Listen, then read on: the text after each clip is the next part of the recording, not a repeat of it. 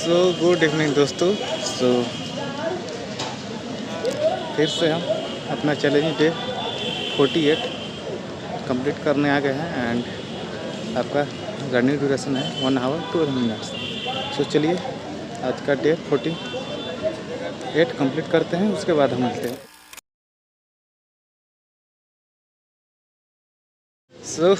After day 48 challenge completed and running duration 1 hour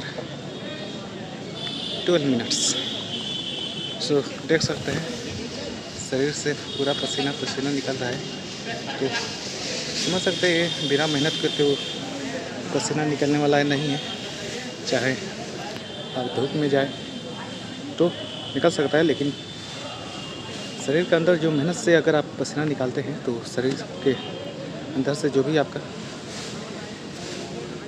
अवशिष्ट पदार्थ है जो आपके कई माध्यमों से नहीं निकल पाता है, तो आपका इससे निकल पाता है।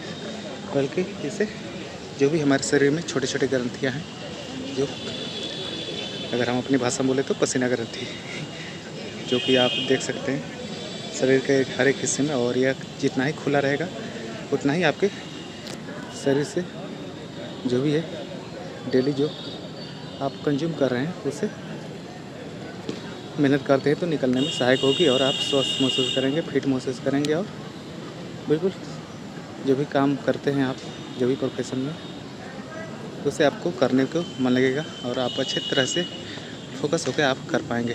तो बेसिकली मान लीजिए दौड़ने में तो काफ़ी मुश्किलों का सामना करना पड़ता है, तो ऐसा नहीं है कि आप सोच ले और एक ही बार दौड़ना शुरू कर देंगे ऐसे मेरे जैसे। तो मैं खुद के बारे में बताऊँ तो काफ़ी दिनों से बीच बीच में छूटता है, फिर से दौड़ना स्टार्ट होता है, फिर से छूटता है, यानी रनिंग स्टार्ट होता है। तो आप अचानक शुरू करेंगे कि आप दौड़ सके एक ही बार ज़्यादा समय तक, तो ये संभव नहीं है। ओके, तो आप छोटे छोटे टारगेट लीजिए, और टारगेट में सिंपल सा आप समय को फिक्स कीजिए।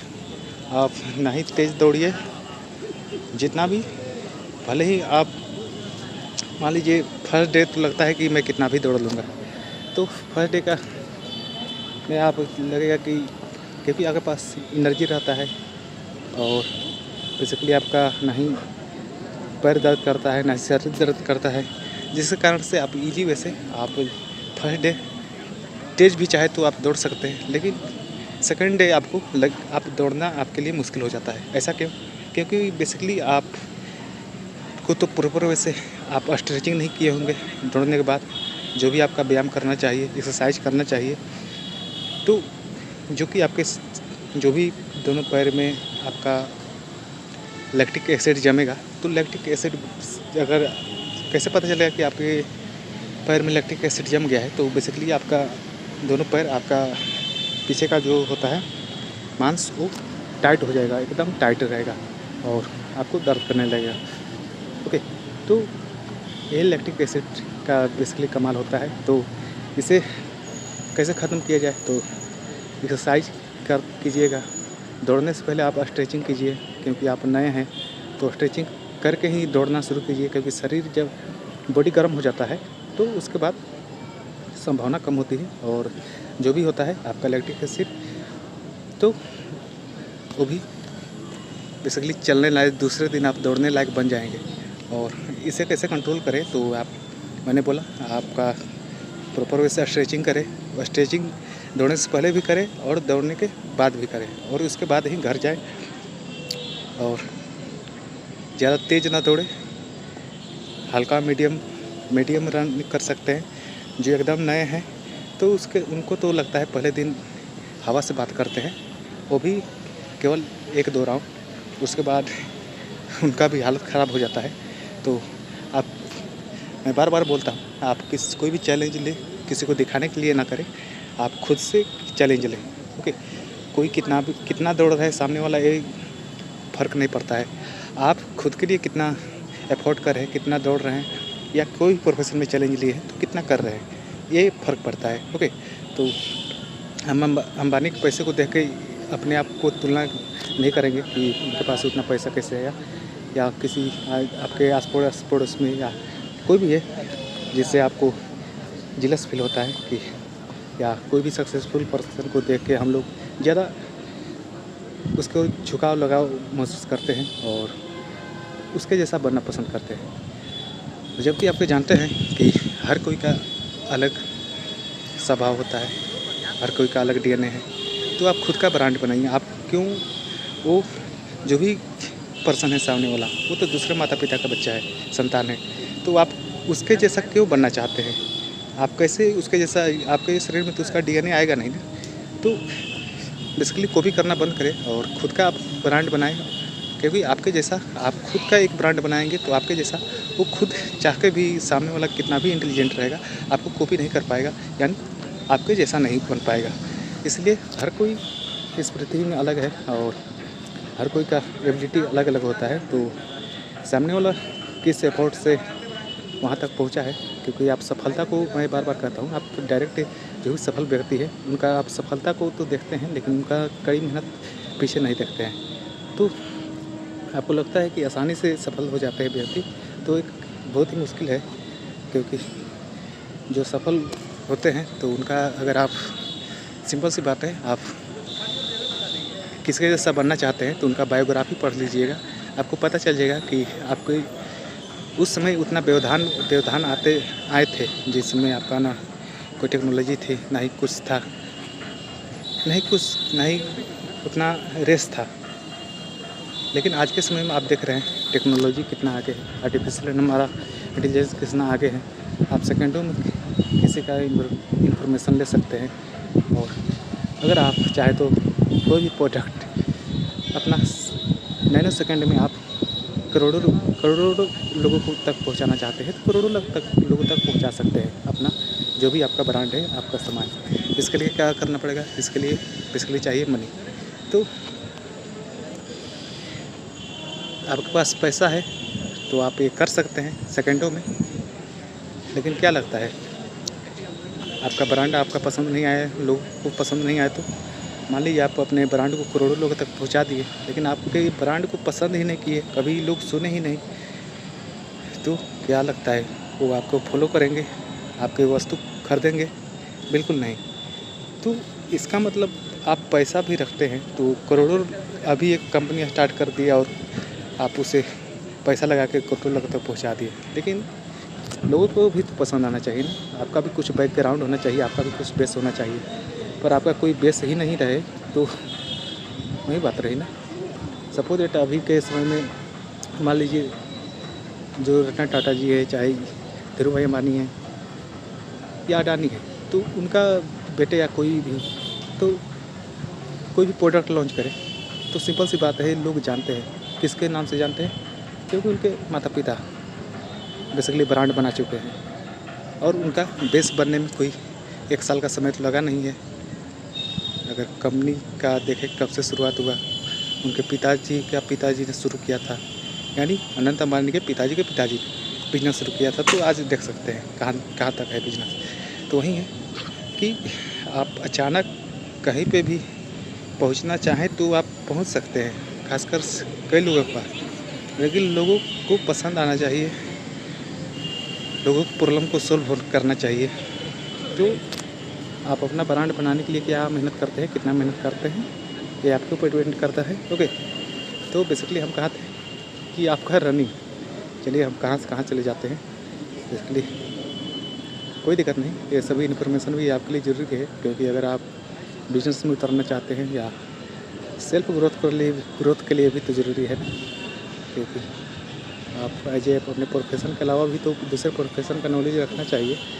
तो आपका ओवरवेट है 80 kg, 75 kg, कितना भी kg है, तो आप इजी वे से आप उसे रनिंग करके घटा सकते हैं। सिंपल सी बात है, मैं जब रनिंग जो चैलेंज लिया तो चैलेंज डे 1 में 74 kg प्लस हो जाता।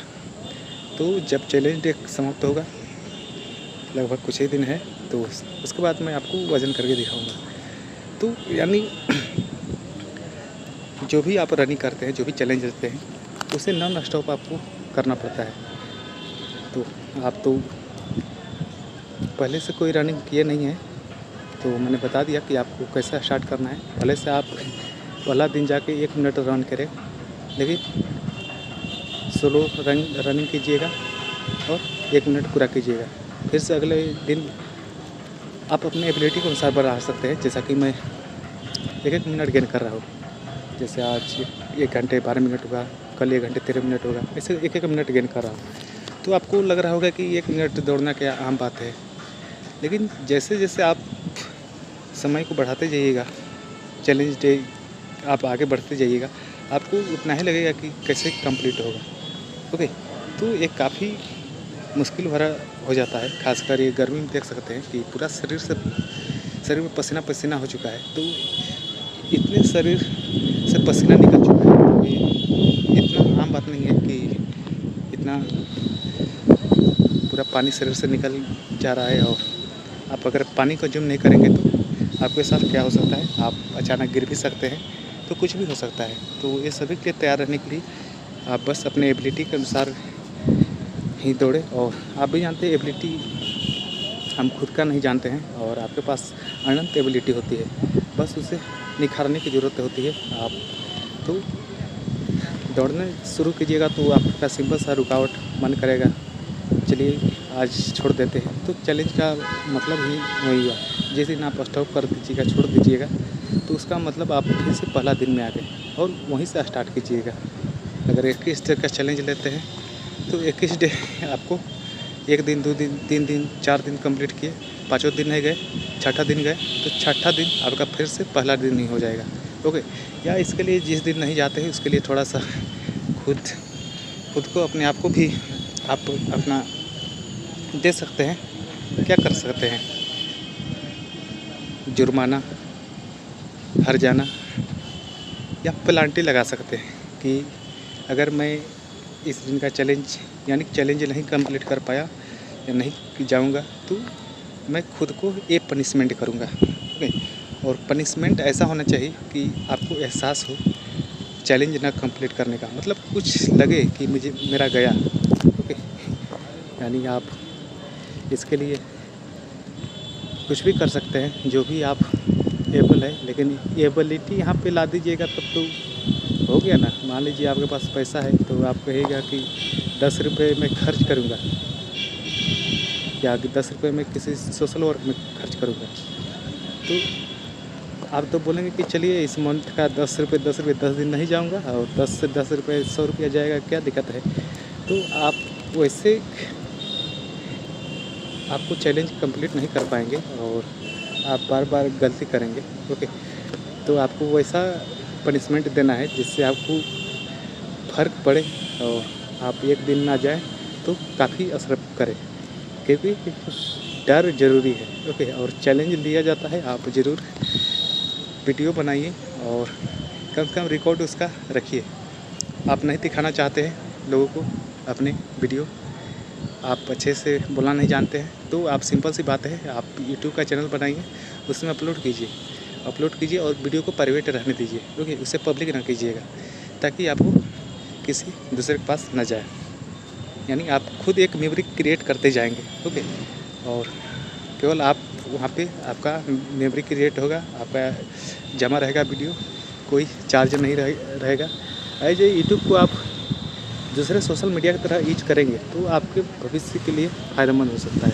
ओके, अगर आप इसे केवल देखते होंगे, बोलते होंगे कि यूट्यूब हर किसी का चलाने की बात नहीं, क्योंकि लोग उससे यूट्यूब चैनल बनाते ही खोजते हैं कि पैसा अर्न किया जाए, क्योंकि ये पैसा अर्न करने का माध्यम नहीं। ये पैसा अर्न करने का माध्यम ठीक है, एक समय आप उतना एबल हो जाइएगा तो यूट्यूब आपको मोनेटाइज करके पैसा देगा, लेकिन आप उसे एज ए दूसरे सोशल मीडिया की तरह ट्रीट क्यों करते हैं। यानी फेसबुक हो, इंस्टाग्राम को जैसे ट्रीट इसे भी कीजिए। और इसमें भी सिंपल सी बात है, फेसबुक में आप 4 घंटे तक वीडियो आप हाईली मतलब लास्टली अपलोड कर सकते हैं वहाँ तक, और यूट्यूब में आप जितना चाहें उतना घंटे का अपलोड कर लीजिएगा।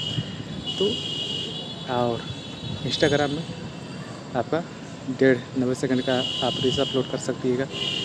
तो आप फोकस कीजिए ना, तो आप अपलोड कीजिए। और कोई भी अच्छा वक्ता नहीं बनता है एक ही बार में। अगर एक ही बार अंबानी बन जाते तो उनको तो मेहनत करने की ज़रूरत ही नहीं रहती। रतन टाटा जी एक ही बार बन जाते। तो बोलते हैं कि केवल सक्सेसफुल पर्सन के लोग एग्जाम्पल देते हैं, क्योंकि उन्होंने उतना मेहनत किया है। अगर मैं बार बार बोलता हूँ कि आप केवल उनका सफलता को देखते हैं, उनका बायोग्राफी आप ज़रूर पढ़िएगा कि उन्होंने कितना मेहनत किया है। ओके, उसके हिसाब से आप खुद से कहेंगे कि हाँ, हमें भी मेहनत करना चाहिए। और केवल हम लोग क्या करते हैं, रिजल्ट पे फोकस करते हैं। तो रिजल्ट पे फोकस करने से क्या लगता है, आपको मिल जाएगा जो भी आप चीज़ आप चाहते हैं? क्या आप सफल हो पाएंगे? नहीं हो पाएंगे। यानी effort, action equal to effort, और गेन तो होगा ही। ओके, यानी एफर्ट एक्शन का है तो एक ही हुआ ना। तो मेहनत, एफर्ट, प्रयास भी कीजिए। प्रयास कैसे करेंगे? एक्शन कीजिएगा तो प्रयास कीजिएगा। ओके, तो हमेशा पॉजिटिव वे में लीजिए। और अगर इसे आप नेगेटिव वे में लेते हैं हर चीज़ को, तो आपको नेगेटिव ही मिलने वाला है। कि बोलिएगा मेरा घर वाले देखेंगे तो वीडियो, मेरा लोग दोस्त मजाक उड़ाएंगे तो है तो उसे तो को ख़त्म कर दीजिए। ओके, जो आपका तो आता है तो उसे ख़त्म कीजिए। और तो को आप उसे पॉजिटिव वे में लीजिए कि मेरे घर वाले देखेंगे तो बोलेंगे कि वाह, ये अच्छा काम है। क्योंकि गलत काम करने के लिए हम किसी से पूछते हैं? अपने गार्जियन से। कोई भी बच्चा जो भी है, स्टूडेंट यहाँ पे जो कॉलेज से या स्कूल से बंक अभी तक मारा है, मुझे नहीं लगता कि ऐसा भी कोई स्टूडेंट होगा जो कॉलेज से बंक या स्कूल से बंक नहीं मारा होगा, या किसी भी गलत काम के लिए हाफ टाइम में छुट्टी लेना, भाग जाना। तो उसमें क्या हम गार्जियन को बताना पसंद करते हैं या गार्जियन को बताते हैं? कोई भी जो भी है, गर्लफ्रेंड, बॉयफ्रेंड, क्या हम अपने माता पिता से पूछकर बात करते हैं, बोलते हैं? जबकि वहाँ पे हम उतना एबल नहीं है, ना ही खुद का सेल्फ इंडिपेंडेंट है, और हम अपना जीवन का फैसला लेते हैं खुद से। जबकि वहाँ पे हमारा ना ही खुद का कुछ ठिकाना है, और हम सामने वाला का ठिकाना का देते हैं पता। ओके, मेरा कहने का मतलब ये है, मतलब खुद का रहने का जगह नहीं और दूसरे का अपने जगह में शामिल करने का ठेका ले लेते हैं। तो क्या लगता है, ये अच्छी बात है? जबकि आगे जाके वही रिलेशनशिप आप जानते हैं, काफ़ी कम ही लोगों का सक्सेसफुल हो पाता है। और ऐसा क्यों? तो आप खुद समझदार हैं, और जो समझदार है वो जानते हैं हर रिलेशनशिप ख़राब नहीं होता है। काफ़ी रिलेशनशिप अच्छे होते हैं। और उस रिलेशनशिप को आप कैसे ले जाते हैं, नेगेटिव में ले जाते हैं या पॉजिटिव में ले जाते हैं, ये आपके ऊपर डिपेंड करता है। क्योंकि मैं बोलता हूँ कि आप भी जानते हैं हर चीज़ का दो पहलू होता है। तो आप किस पहलू पर फोकस करते हैं, ये आपके ऊपर डिपेंड करता है। अगर आप जिस चीज़ में फोकस कीजिएगा वही चीज़ आपको मिलने वाला है लाइफ में। तो क्यों ना आप पॉजिटिव चीज़ों को ही फोकस करें, ताकि अगर नेगेटिव भी रहे तो आपको इतना पॉजिटिव रहे कि आपको उसे सहन करने का या उसे नेगेटिव चीज़ को पॉजिटिव बदलने का आपके पास एबिलिटी हो। ओके, यानी मेरा कहने का मतलब है, कितना भी आपके पास दुख आ जाए या समस्या आ जाए, तो आपके पास आप उतना कठोरता से खड़े रहें, उस समस्या का सामना कर सके, ताकि आप हार भी ना माने और आपका लाइफ जिस वे से चल रहा था उसे आप बैलेंस करके आगे ले चलें। ओके, तो फिर मैं रनिंग में आऊँगा, क्योंकि कई टॉपिक घूम के चले जा रहे हैं कहाँ से कहाँ, और फिर मैं शुरू में ही आ जाऊँगा, क्योंकि बेसिकली बात हेल्थ को लेकर हो रही है, और हेल्थ से हम लोग कहाँ से कहाँ चले जा रहे हैं। तो अच्छी बात है, क्योंकि एक टॉपिक पे बात करना से हज़ारों टॉपिक में हम बात कर सकते हैं, जिससे और ये नहीं है कि आप भी, अच्छी बात है, आप खुद जानते हैं, ये सभी बताने की किसी की ज़रूरत नहीं होती है, सभी जानते हैं, लेकिन जान के ही गलती करते हैं, जो कि आगे उनके लिए समस्या का पहाड़ खड़ा हो जाता है। तो कुछ लोग उससे निपटारा करते हैं या कुछ लोग नहीं निपटारा कर पाते हैं तो खुद को निपटारा कर देते हैं, या कुछ लोग, आप जानते हैं गलत कामों का नतीजा क्या होता है, या तो आप जेल जाएंगे या किसी न किसी तरह का आपको दंड मिलने वाला है। ओके, तो स्टूडेंट लाइफ, कॉलेज लाइफ में काफ़ी रोचक चीज़ें होती है। Student life is golden life कहा जाता है, जो कि सच ही भी है। हर कोई, अगर दो चीज़ें अगर किसी भी उम्र में पूछा जाए कि आप फिर से स्टूडेंट लाइफ में जाना पसंद करेंगे, चाहे 50 साल के व्यक्ति से पूछा जाए तो बोलेंगे कि हाँ, स्टूडेंट लाइफ क्या लाइफ था, मैं फिर से स्टूडेंट लाइफ में जाना पसंद करूँगा। किसी से पूछा जाए कि आप पैसा अर्न करना चाहेंगे या पैसा लेना चाहेंगे, चाहे वो 100+ ईयर का व्यक्ति हो, तो भी बोलेगा बिल्कुल मैं पैसा अर्न करना चाहूँगा। क्यों, ऐसा क्यों? क्योंकि आप मान लीजिए जो आज 100 रुपये कमा रहा है तो फोकस करेगा ना कि मैं कैसे 1000 रुपये कमाऊँ। जो 1000 रुपये कमा रहा है वो फोकस करेगा कैसे मैं 10,000 उसे ले जाऊँ। ओके, और जो 10,000 कमा रहा है फोकस करेगा ना कि कैसे मैं इसे 1 लाख ले जाऊँ। और जो 1 लाख कमा रहा है फोकस करता है कि मैं कैसे अब 1 करोड़ के पास जाऊँ। यानी लोगों का पैसे के प्रति भूख कभी मिटती नहीं है, और ये अच्छी बात है। अगर इसे आप पॉजिटिव वे में लेते हैं तो ये आपके ग्रोथ है ना, कि आप एक समय 100 रुपये कमा रहे थे, आज 1000 कमा रहे थे, अगले कुछ सालों में 10,000, 1 लाख कमाएंगे, और उसके अगले कुछ सालों में 1 करोड़ रुपये आप कमाने लगेंगे। तो इससे अच्छा आप लाइफ में क्या ग्रोथ देख सकते हैं? ये तो आपका पॉजिटिव साइड हुआ। लेकिन आप अगर नेगेटिव वे में आप पैसा अर्न कर रहे हैं, नेगेटिव वे से, गलत 2 नंबर से, तो आप सेकेंडों में आप लाखों करोड़ों का रुपए आज के समय में अगर चाहे तो आप अर्न कर सकते हैं, अगर आप 2 नंबर काम करते हैं। खासकर अभी के समय में तो क्रिप्टो करेंसी, जो कि कई कंपनियां हेर फेर कर रही है। काफ़ी कंपनियां क्रिप्टो करेंसी के नाम पे खुलती है और लोगों से क्रिप्टो करेंसी खरीदवाती है, और उनका जाने का समय फिक्स रहता है, और वो समय से कंपनी बंद अचानक होती है। सभी फंड कंपनी से निकाला जाता है, और खासकर वॉलेट में निकाला जाता है। और वॉलेट ऐसा, जो भी मैं बोलता हूँ, आप जो भी एक्सचेंज है उसमें KYC होता है, यानी नो योर कस्टमर। और नो योर कस्टमर के माध्यम में जिसमें KYC होता है, तो उससे गवर्नमेंट के पास किसी न किसी तरह का आपका चला जाता है, क्योंकि आप बैंक के द्वारा या क्रेडिट कार्ड के द्वारा आप खरीदते हैं वहाँ पे क्रिप्टो, तो आपका ट्रांजैक्शन शो होता है कि आप लाख रुपए, 10 लाख, 20 लाख, 1 करोड़, एक कहाँ ट्रांजैक्शन किए हैं। जबकि ट्रांजैक्शन जो आप क्रिप्टो खरीदते हैं वो आप देखते होंगे कि डायरेक्ट आपका किसी वहाँ नहीं जाता है, उस एक्सचेंज के माध्यम से आपको किसी न किसी सेकेंड वे या थर्ड वे से वहाँ पे पैसा भेजा जाता है। और उसका सब कंपनी किसी न किसी तरह का आपका, जैसे मान लीजिए इंडिया में तो इलीगल है, जैसे कॉइनटेसियस है या कोई भी है, तो उसका सब यानी एक छोटा सा कंपनी, अब वो हो सकता है डुप्लीकेट भी रजिस्टर्ड हो सकता है, या कहीं न कहीं मतलब उसका छोटा सा जो क्रिप्टो का लेना देना कुछ नहीं होता है उसके नाम से कंपनी खोल देते हैं, और उसके थ्रू ही पैसा उसके बाद एक्सचेंज के पास जाता है। ओके, तो ये काफ़ी लेंदी होता है, और अधिकतर वैसा ही कंपनियां भागती हैं जो प्रॉक्सी कंपनियां रजिस्टर्ड होती है।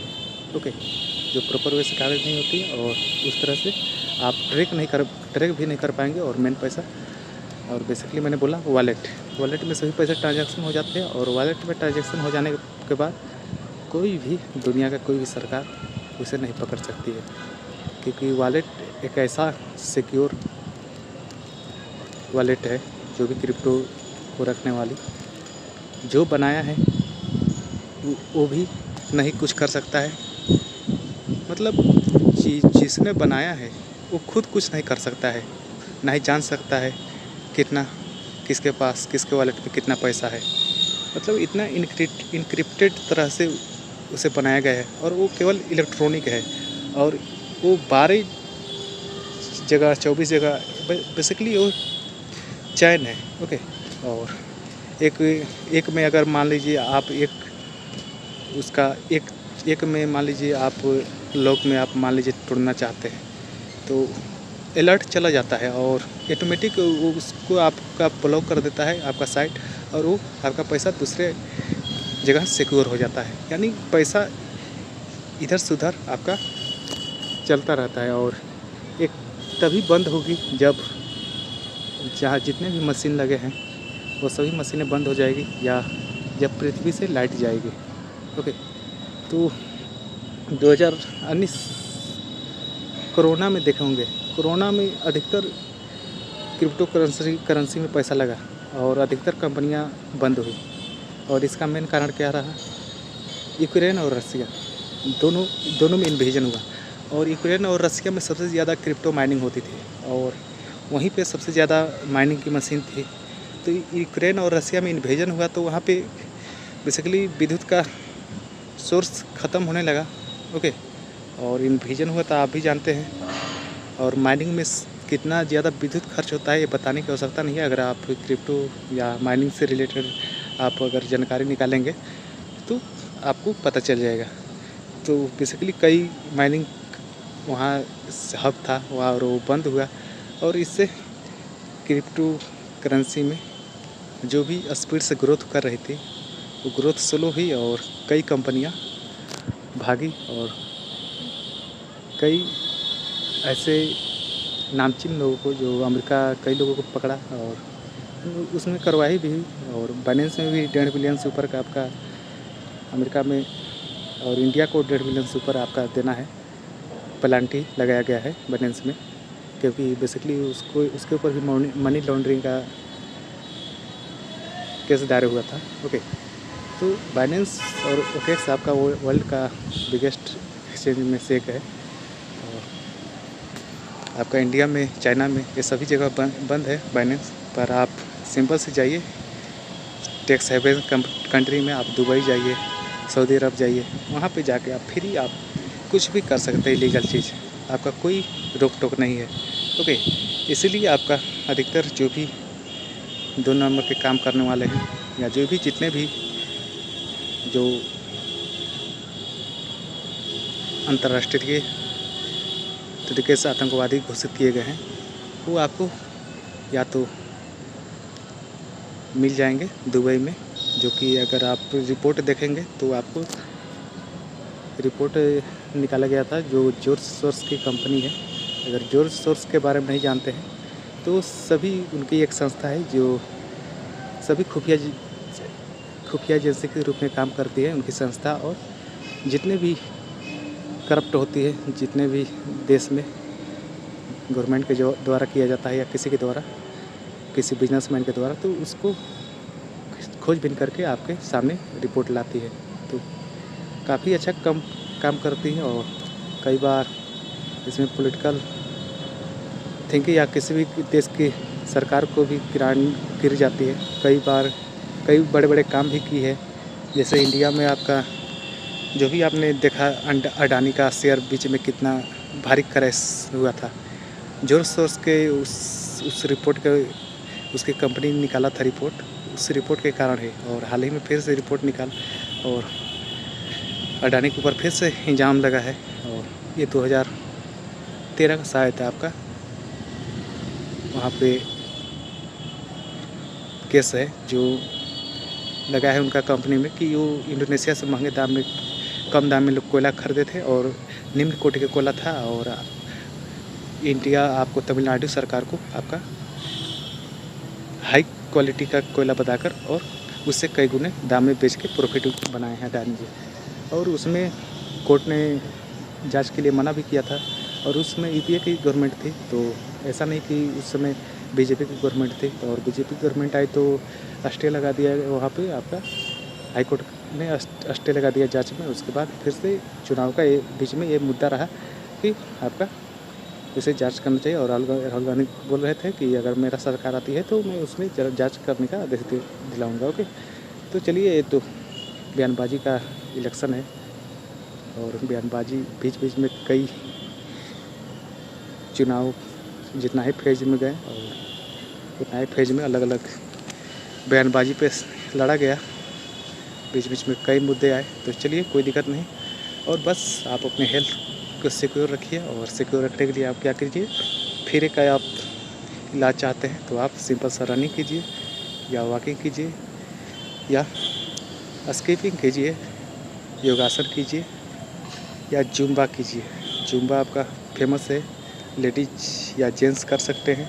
सिंपल सा उसमें डांस करना रहता है, स्टेप होता है, स्टेप फॉलो करने जान गए। जुम्बा आपका A to Z शरीर के लिए सेहत रहता है। और आपका बिल्कुल उसमें कैलोरी अच्छा खासा जलता है और कैलोरी जलेगा तो सिंपल सी बात है, आपका चर्बी भी जलेगा और चर्बी कम होगा तो आपका ऑटोमेटिक स्लिम बॉडी हो जाएगा। ओके, तो ये आपके ऊपर डिपेंड करता है आप क्या चीज़ पे फोकस करते हैं। लेकिन जिनके पास समय नहीं है, कुछ भी नहीं करना चाहते हैं, तो फॉरएवर का क्लीन 9 पैक लीजिए और 15,000 पड़ता है और मात्र 9 दिन में आपका इफेक्ट दिखना शुरू हो जाएगा कि आपका वज़न कम हो रहा है या नहीं। ओके, जो काफ़ी इफेक्टिव प्रोडक्ट है, तो आप डायरेक्ट हमसे संपर्क भी कर सकते हैं। किसी भी तरह का मैंने बताया है, हम कई तरह के बिजनेस का ऑफ़र देते हैं, आपका सर्विस देते हैं, तो आप कोई भी सर्विस हमसे ले सकते हैं। चलिए, मिलते हैं नेक्स्ट वीडियो में। Okay, thank you.